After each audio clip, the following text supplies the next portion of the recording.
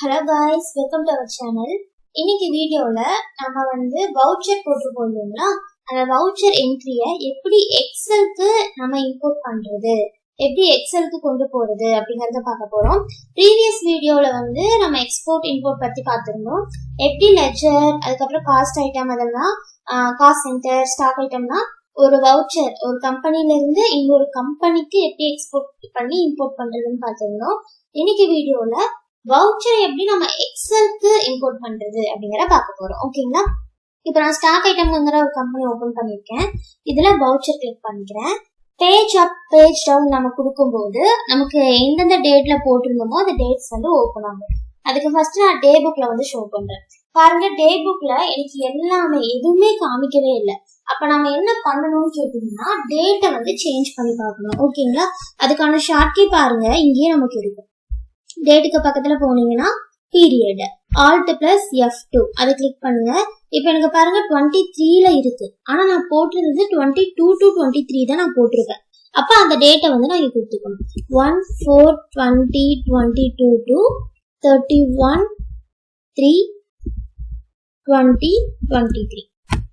ஓகேங்களா, இப்ப பாருங்க நமக்கு டீடைல்ஸ் எல்லாம் காமிக்குது.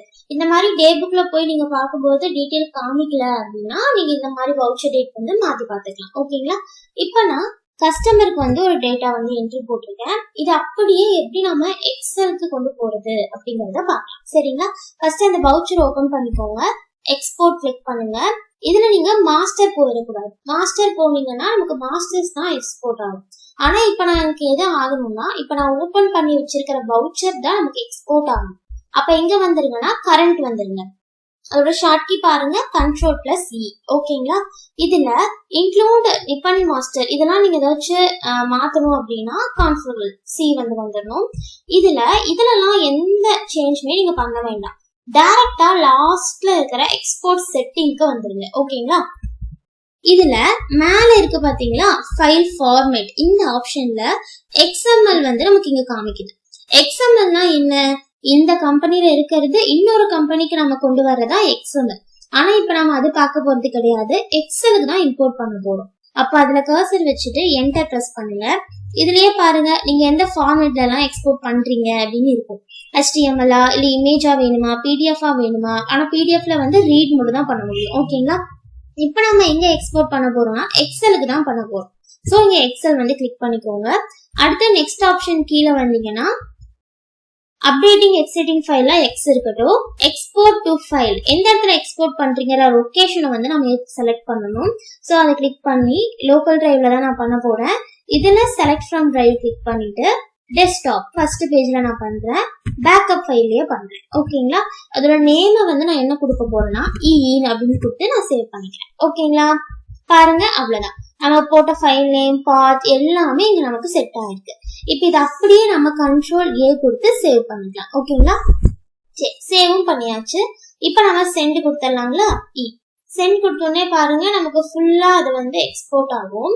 இதுக்கு கொஞ்சம் டைம் எடுக்கும். ஓகேங்களா,